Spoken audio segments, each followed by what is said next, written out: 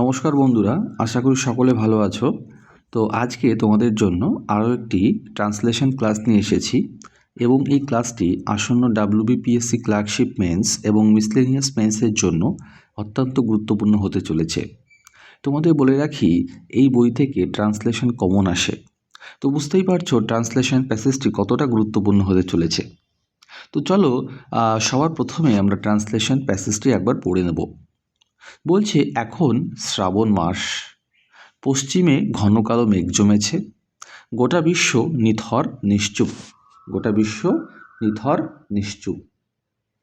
অবশ্যই ঝড় আসছে, শ্লথ পায়ে গরু হাঁটছে মাঠে, আজ আর আলোর দর্শন মিলবে না, বিকালে বেড়াতে যাওয়ার প্রশ্নই নেই। ছোট্ট একটা প্যাসেজ, কিন্তু খুব সুন্দর একটা প্যাসেজ, গুরুত্বপূর্ণ একটা প্যাসেজ। তো এই ছিল আমাদের বাংলা অনুচ্ছেদ প্যাসেজ। এইবারে আমরা লাইন বাই লাইন ট্রান্সলেশন দেখে নেব। তার আগে তোমাদের সকলের প্রতি একটা রিকোয়েস্ট, যদি তোমরা চ্যানেলে নতুন হয়ে থাকো তাহলে অবশ্যই চ্যানেলটা সাবস্ক্রাইব করে দিও। WBPSC ক্লার্কশিপ এবং মিসলেনিয়াসের জন্য অত্যন্ত গুরুত্বপূর্ণ ভিডিও এখানে পোস্ট করা হয় এবং ক্লাসগুলো দেওয়া হয়। তো যাই হোক, দেখো ফার্স্ট যে সেন্টেন্সটা আছে সেটাকে আমরা কিভাবে করেছি। একদম সহজ, প্রথম যে বাক্যটা আছে না, সেটা একদমই সহজ। বলছে এখন শ্রাবণ মাস, নাও, তাহলে এটা কোন টেন্সে আছে নিশ্চয়ই বুঝতে পারছো, সিম্পল প্রেজেন্ট টেন্সে আছে। কোন টেন্স? Simple present tense. কেন কি? এটা একটা ফ্যাক্ট, এটা একটা ফ্যাকচুয়াল একটা স্টেটমেন্ট, অর্থাৎ একটা বাস্তবধর্মী একটা বাক্য, যেটা কিনা সত্য কথা। আর আমরা জানি বাস্তবধর্মী এরকম ধরনের বাক্য যদি আমরা পেয়ে থাকি, সেক্ষেত্রে আমরা সিম্পল প্রেজেন্ট টেন্সে স্ট্রাকচারটা গঠন করি। তো সিম্পল প্রেজেন্ট টেন্সের স্ট্রাকচার তোমরা সকলেই জানো, subject plus first form of verb plus object plus remaining. Okay, this is the structure of simple present tense. তো দেখো, এখানে সবার প্রথমে একটা অ্যাডভার্ব আছে। অ্যাডভার্ব মানে হচ্ছে সময়, স্থান, এগুলো বোঝায়। অ্যাডভার্বটা কী বলতো? নাও। কি এখানে অ্যাডভার্ব? নাও। তা বলছে নাও, এখন, নাও এখন, এখন কি না, এখন হচ্ছে শ্রাবণ মাস। তাহলে ইট ইজ, না এখন এটা হয়, ইট হচ্ছে ইন্ট্রোডাক্টরি ইট, আমরা জানি ইটটা নিয়ে আসতে হয় সময়ের ক্ষেত্রে। কোনো এখন যদি বলি এখন 9টা বাজে, এখন 10টা বাজে, এখন বর্ষাকাল, এখন শরৎকাল, সেক্ষেত্রে always it is summer, it is winter, it is 9 AM, এরকমভাবে আমরা ট্রান্সলেশন করব। তাহলে কি আছে? Now it is the month of Shravana. কি বললাম? এখন হয় মাস, কিসের মাস? শ্রাবণা, অর্থাৎ it is the month of Shravana. Very simple, very simple. I think all of you have understood. Okay, চলো দেখে নেওয়া যাক নেক্সট সেন্টেন্সটা কি আছে। দেখো নেক্সট ওয়ান বলছে, পশ্চিমে ঘন কালো মেঘ জমেছে। পশ্চিমে ঘন কালো মেঘ জমেছে, কীভাবে করব? পশ্চিমে ঘন কালো মেঘ জমেছে, খুব সুন্দর বাক্যটা। বলছে পশ্চিমে ঘন কালো মেঘ জমেছে। দেখো এখানে এটা কোন টেন্সে করব, সবার আগে আমরা টেন্সটা নিরূপণ করব। First of all we have to identify the tense of the given sentence, then we can translate it by using the proper words and expressions. Okay, so first of all, you tell me what is the tense of this sentence. What is the tense? পশ্চিমে ঘন কালো মেঘ জমেছে, এখানে verb হচ্ছে জমেছে, তাই তো, মানে জমিয়ে আছে। কোন টেন্সে আছে? ই আছে থাকলে কোন টেন্স হয়? প্রেজেন্ট পারফেক্ট টেন্স হয়, প্রেজেন্ট পারফেক্ট টেন্স, অর্থাৎ PPT। স্ট্রাকচার কি? স্ট্রাকচার সাবজেক্ট প্লাস হ্যাভ অথবা হ্যাজ, সাবজেক্ট প্লাস হ্যাভ অথবা হ্যাজ প্লাস ভার্বের 3 নম্বর form, third form. It is the structure of present perfect tense. তো এখানে প্রথমে সাবজেক্টটা দেখে নিই। দেখো এই যে বাক্যটি আছে, এই বাক্যটার সাবজেক্ট হচ্ছে ঘন কালো মেঘ। কী বললাম? ঘন কালো মেঘ হচ্ছে সাবজেক্ট, ভার্ব হচ্ছে জমেছে। ওকে, দেখো এখানে আমাদের একটা এক্সপ্রেশন আছে, দ্য প্যাচেস অফ ক্লাউডস। কী বললাম? প্যাচেস অফ ক্লাউডস মানে হচ্ছে মেঘের কুণ্ডলী। মেঘের কুণ্ডলী কথাটা নেই এখানে, তাও আমি এটাকে ইউজ করতে পারি, সমস্যা নেই। তা বললাম the patches of dense and dark clouds, অর্থাৎ ঘন এবং কালো মেঘের কুণ্ডলী, ঘন এবং কালো মেঘের কুণ্ডলী পুরোটাকে সাবজেক্ট বানিয়েছি। দেখো the patches of dense and dark clouds পুরোটাকে সাবজেক্ট বানানো হয়েছে। ওকে, এবার দেখো তারপরে সাবজেক্ট এখানে প্লুরাল আছে যার জন্য হ্যাভ বসিয়েছি, এবং তারপরে ভার্বের third form gathered. The patches of dense and dark clouds have gathered in the west of the sky. কোথায় জমেছে? আকাশের পশ্চিম প্রান্তে। তাহলে in the west of the sky হলো in the west of the sky. তো দেখে নেওয়া যাক পরের সেন্টেন্সটা কী আছে। গোটা বিশ্ব নিথর নিশ্চুপ, এটাও সিম্পল প্রেজেন্ট টেন্স, এটাও সিম্পল প্রেজেন্ট টেন্স। কেন? একটা ফ্যাকচুয়াল একটা স্টেটমেন্ট। তো দেখো সিম্পল প্রেজেন্ট টেন্সের স্ট্রাকচার আমরা অলরেডি দেখে নিয়েছি। We are already aware of the structure of simple present tense. So you need to frame the words in their proper places. দেখো গোটা বিশ্ব, ইংরেজি কি? এখানে সাবজেক্ট গোটা বিশ্ব, নিশ্চয়ই। হ্যাঁ, গোটা বিশ্ব ইংরেজি the whole of the world. মনে রাখবে হোল বসালে তারপরে অফ বসাতে হয়, এবং হোলের আগে সবসময় দা হয়।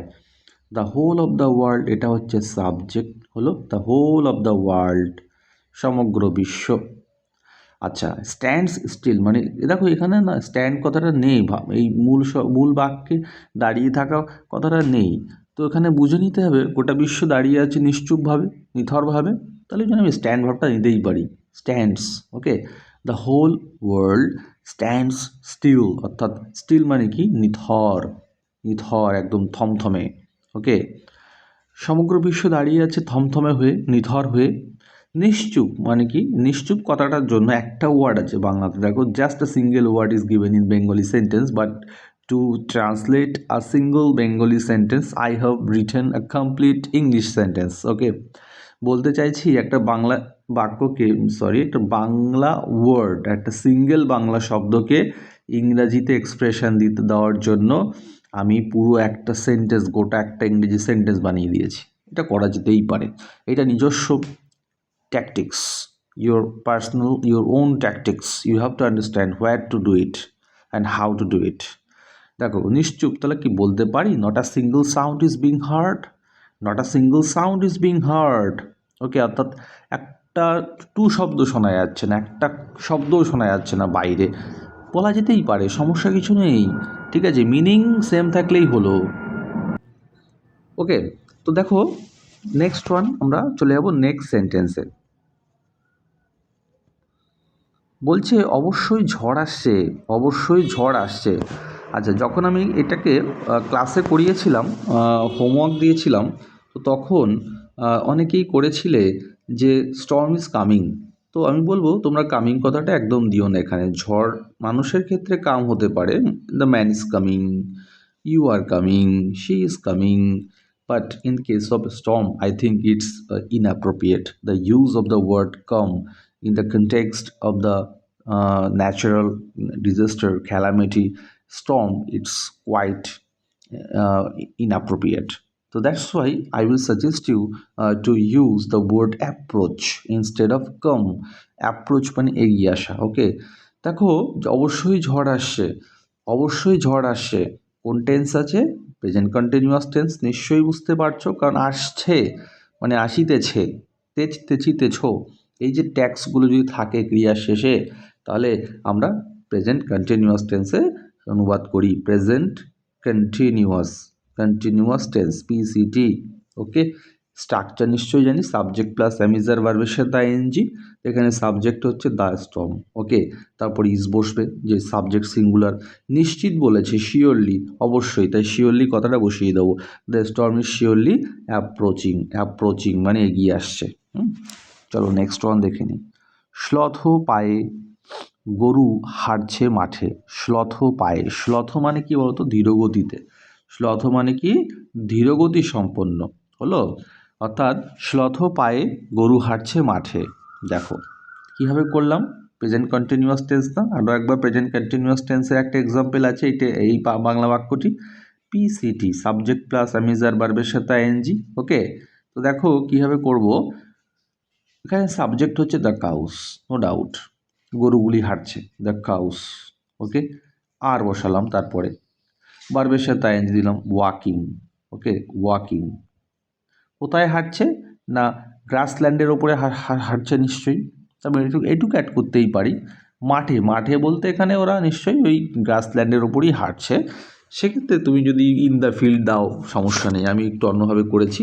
তুমি দাও যে the cows are walking in the field, অবশ্যই হবে, কোনো প্রবলেম নেই। কিন্তু আমি করেছি ওই সেন্স ভেবে যে গরুগুলি তো তৃণভূমির ওপর দিয়ে হাঁটে, তাহলে তুমি প্যাস্টিওর করতে পারো। প্যাস্টিওর ভালো একটা শব্দ। প্যাস্টিওর মানে হচ্ছে a land that is covered with grass. পরিষ্কার কথা, গ্রাসল্যান্ড, মিডো।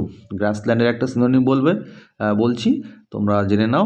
মিডো মানেও কিন্তু গ্রাসল্যান্ড, খুব সুন্দর একটা শব্দ, গ্রাসল্যান্ড, মিডো, তৃণভূমি। Okay, meadow. তুমি প্যাস্টিওরও করতে পারো। The cows are walking on the meadow, the cows are walking on the pasture অথবা অন দ্য গ্রাসল্যান্ড, ওপর দিয়ে হাঁটছে, তাই অন হলো। কীভাবে হাঁটছে? না স্লথ পায়ে। স্লথ পায়ে মানে কি? ধীরগতিতে। আর তাদের যে পদক্ষেপ সেগুলো খুব ভারী ভারী হয়ে গেছে। ভারী পদক্ষেপ মানে দীর্ঘ পদক্ষেপ, টেনে টেনে পদক্ষেপ ফেলছে। সেই জন্য আমি লিখেছি, দেখো, with slow and heavy steps, with slow and heavy steps. Okay, চলো দেখে নেওয়া যাক পরবর্তী বাক্যটি কী আছে। বলছে আলোর দর্শন, আজ আর আলোর দর্শন মিলবে না। আজ আর আলোর দর্শন মিলবে না। কোন টেন্সে করেছি বলো তো? এটা সিম্পল ফিউচার টেন্স। কি বললাম? Simple future tense. দেখো, সিম্পল ফিউচার টেন্সের প্যাসিভ ভয়েস ইউজ করেছি। আজ আর আলোর দর্শন মিলবে না। দেখো, the light of the sun. কি বললাম? The light of the sun, অর্থাৎ সূর্যের আলো। The light of the sun, এটা হচ্ছে object. Will not be exposed. Expose মানে কি? বেরিয়ে আসা, তাই তো? The light of the sun will not be exposed, অর্থাৎ বেরিয়ে আসবে না, এক্সপোজ হবে না, এনিমোর টুডে, আজ আর। এনিমোর মানে আর, হ্যাঁ, এনিমোর টুডে মানে আজ আর সানলাইট কিন্তু এক্সপোজ হবে না। এইভাবে করতে পারি সিম্পল ফিউচারের প্যাসিভ ভয়েসে। আর নয়তো তুমি এভাবে করতে পারো। এটাও দেখো, খুব সুন্দর একটা লিটারাল এক্সপ্রেশন। এটা ফিগুরেটিভ এক্সপ্রেশন বলে। কি বলে? Figurative expression. এটা মানে আমরা লিটারালি করব না, ফিগুরেটিভলি করার চেষ্টা করব। ফিগুরেটিভ মানে কবি সাহিত্যিকদের মতো আর কি, একটু ভাবনা চিন্তার গভীরতা থাকবে সেখানে। তুমি যে ভাবনা চিন্তা করছো গভীরভাবে, তার প্রতিফলন ঘটাবে তোমার লেখনীর মাধ্যমে। চিন্তাশৈলী, তোমার চিন্তন শৈলী, তোমার যে সৃষ্টিশীলতা, তোমার যে কাব্যিক অনুভূতি, সেগুলোর ছোঁয়া একটু রাখবে, দেখবে অনেক ভালো ট্রান্সলেশন করতে পারবে। এখানে ফিগুরেটিভলি মানে হচ্ছে তোমাকে কাব্যিকভাবে করতে হবে। কবিরা যেমন ভাবেন একটু অন্যরকমভাবে, ঠিক তেমনি করে। দেখো, আজ আর সূর্যের আলোর দর্শন মিলবে না, এটাকে আমি কি এইভাবে করতে পারি? দেখো তো, আজ আর আলোর দর্শন মিলবে না, এটাকে কীভাবে করা যায়? যে the sun will not saturate the world anymore today, অর্থাৎ সূর্য আজ আর পৃথিবীকে তার আলোয় সম্পৃক্ত করবে না। স্যাচুরেট মানে সম্পৃক্তকরণ, আমরা নিশ্চয়ই জানি। স্যাচুরেট মানে কি? সম্পৃক্ত করা, সম্পৃক্ত করা, এনরিচ করা, এনরিচ করা। যদি এনরিচ কথাটা এখানে কাটবে না, এখানে ওই স্যাচুরেট কথাটাই ভালো লেগেছে, বা আমার মনে হয়েছে স্যাচুরেট কথাটা এখানে appropriate. The sun will not saturate the world, পৃথিবীকে আজ আর সূর্য সম্পৃক্ত করবে না, এনিমোর টুডে, আজ আর কী দিয়ে? উইথ ইটস লাইট, তার আলো দিয়ে। ওকে, এইভাবে কিন্তু আমরা বাক্যটি সঠিকভাবে অনুবাদ করতে পারি। তো যাই হোক বন্ধুরা, আজকে এই অবধি, এই পর্যন্তই রাখবো ক্লাসটা। তো কেমন লাগলো ক্লাসটা তোমরা অবশ্যই জানিও। আর ক্লাসটা যদি উপযোগী মনে হয় তাহলে আমার চ্যানেলটা তোমরা অবশ্যই সাবস্ক্রাইব করে দিও এবং পাশে থেকো। Thank you for watching this video and attending the class. Thank you.